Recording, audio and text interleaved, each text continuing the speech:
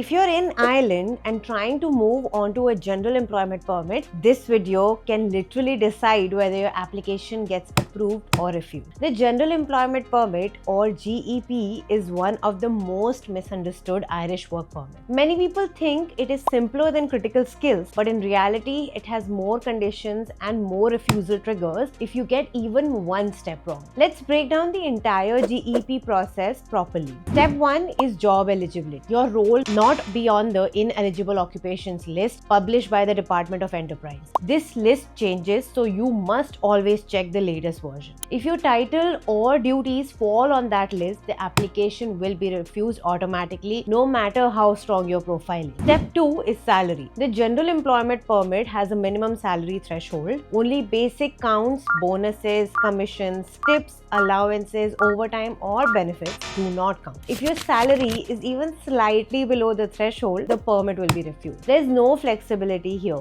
The current threshold is 34,000 euros and it is going to increase to 36,605 from March 2026. Step 3 is employer eligibility. Your employer must be registered in Ireland, tax compliant, registered with revenue as an employer, and actively trading. They must also meet the 50-50 rule, meaning at least half their workforce must be EEA nationals unless an exemption applies. This is one of the biggest reasons GEPs fail, especially with small companies and startups. Step 4 is the labor market needs test. This is mandatory for general employment permits. Your employer must advertise the role correctly on approved platform for the required duration. The job advertisement must match the role, the duties, the salary, other requirements exactly. If the advertisement is missing details or is not run correctly, the application can be refused even if everything else is perfect. Step 5 is submitting the application. The employer submits the application through the Employment Permits online portal. They upload your contract, they upload your job descriptions, company documents, and then you fill in your part and the fees is paid. After that, you as an employee must complete your section accurately. Your passport details, your name, spelling, and personal details